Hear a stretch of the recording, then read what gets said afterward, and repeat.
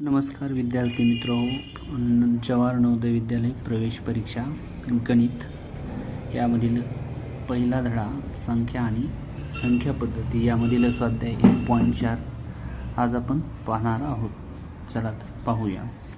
त्यामधील पहिला प्रश्न आहे, 1 ते 20 या नैसर्गिक संख्येमध्ये मूळ संख्यांची बेरीज किती आहे? तर पहा, या ठिकाणी मूळ संख्येवरचा प्रश्न आहे. यामध्ये आपल्याला 1 ते 100 पर्यंतच्या मूळ संख्या पाठ असायला हव्या. ठीक आहे.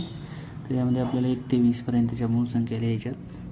पहा, पहिली मूळ संख्या आहे 2, 3, 5, 7, 11, 13, 17 आणि 19. या सर्वांची या ठिकाणी काय विचारली आहे? बेरीज. तर आता या सर्वांची बेरीज करायची आपल्याला.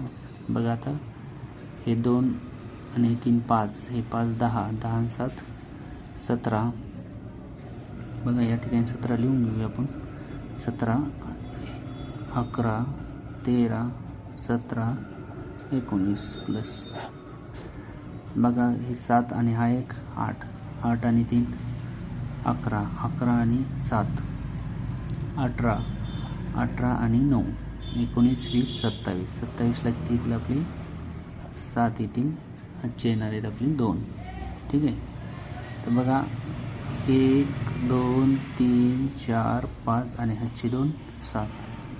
म्हणजे आपली 1 ते 100 पर्यंत नैसर्गिक संख्येमध्ये मूळ संख्यांची बेरीज येणार आहे 77. Option number 4. ठीक आहे. चला पुढील प्रश्नाकडे वळू. पुढचा एक प्रश्न असा आहे, 2 अंकाच्या प्राकृतिक नैसर्गिक संख्यांची संख्या किती? आता बघा, 2 अंकी याचा अर्थ असा आहे की 2 अंकी संख्या किती आहेत. तर बघा, 1 ते 100 मध्ये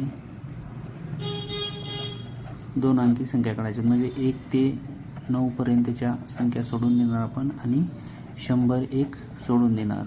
म्हणजे 9 आणि हा एक 10 आहे. याचा अर्थ आपल्याला 1 ते 100 मध्ये एकूण संख्या किती असतील 2 अंकी? तर ते असतील 90. ठीक आहे. पुढील प्रश्नाकडे वळूया. पुढील प्रश्न आहे, या ठिकाणी प्रश्न आहे, 2 मूळ संख्यांच्या गुणाकाराने मिळणारी पुढीलपैकी सर्वात लहान संख्या कोणती? तर पहा, या ठिकाणी सर्वात लहान संख्याचा प्रश्न आहे आणि पण इथं 2 मूळ संख्यांच्या गुणाकाराने असाही प्रश्न आहे. तर बघा, लहान 32 आहे, पण 32 बघा, 32चे जर आपण अवयव पाडले तर 16 गुणिले 2 32 होईल. 16 ही मूळ संख्या नसते, त्यामुळे परत त्याचे जर अवयव पाडले तर 8 गुणिले 2 म्हणजे ही मूळ संख्या नसते. 2 मूळ संख्येच्या गुणाकाराने मिळणारी म्हणाली, म्हणजे हा ऑप्शन येणार नाही. 33 बघूया. बघा, 11 गुणिले 3 11 त्रिक 33. 11 ही मूळ आहे आणि 3 ही मूळच आहे. याचा अर्थ ऑप्शन 2 नंबर आपला या ठिकाणी बरोबर असेल.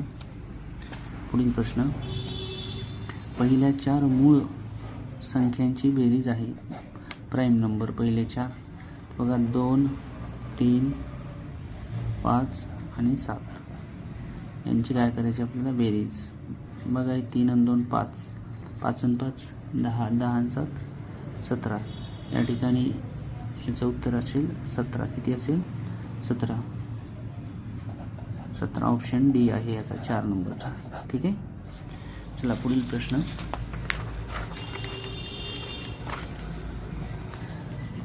बघा, प्रश्न असा आहे, जर 36,490 या संख्येतील 6 आणि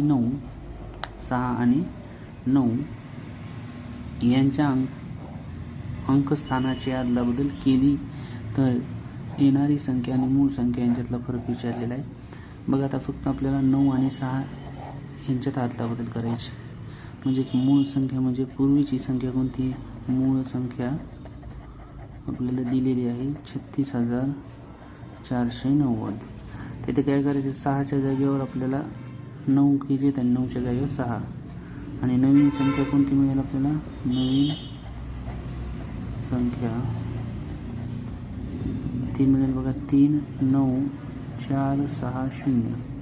आणि यांच्यातला फरक म्हणजे काय करायची? वजाबाकी. तर बघा, या दोघांची वजाबाकी करायची. मोठी संख्या आपल्याला वरी घ्यावा लागेल. ठीक आहे. चला तर बघा, आता शून्य शून्य गेला, शून्य राहतील. 6 मग 9 जाणार नाहीत. 16तून 9 गेले, 7 राहतील. इथं 3 राहिले, 3 मधून 4 जात नाहीत, म्हणजे 13तून 4 गेले, 9 राहतील. आणि 8 मधून 6 गेले, 2 राहतील. इथे 0, म्हणजे 2970 हे आपलं या ठिकाणी उत्तर असेल. 2970 ऑप्शन नंबर 1. ठीक आहे. पुढील प्रश्नाकडे वळूया. पुढील प्रश्न आहे, पुढीलपैकी कोणती संख्या ही संयुक्त संख्या आहे? बघा, याचं उत्तर असेल 3 नंबरचं ऑप्शन. ज्या संख्या मूळ नसतात त्या कशा असतात? संयुक्त असतात. पुढील प्रश्नाकडे वळूया. आणि हा शेवटचाच प्रश्न असेल आपला 7वा. 95024 या अंकाचा वापर करून बनणारी किमान 5 अंकी संख्या कोणती? आता किमान याचा अर्थ आपण या अगोदरच्या व्हिडिओमध्ये बघितला आहे. किमान म्हणजे कशी? लहानात लहान. लहान संख्या बनवताना सगळ्यात छोटा अंक घ्यावा लागतो, परंतु 2 हा सेकंड नंबरला घ्यायचा. म्हणजे 2 0 2 0 4 5 आणि 9 ही संख्या बनवली. ते ऑप्शन नंबर 2 मध्ये आहे. पहा, आज आपण स्वाध्याय 1.4 पाहिले आहे. या अगोदर आपल्या चॅनलवर स्वाध्याय 1.1, स्वाध्याय 1.2 आणि स्वाध्याय 1.3 यामधील सर्व गणिताची स्पष्टीकरणं तुम्हाला या चॅनलवर पाहायला मिळतील. चला तर भेटूया नंतर व्हिडिओमध्ये. तोपर्यंत धन्यवाद.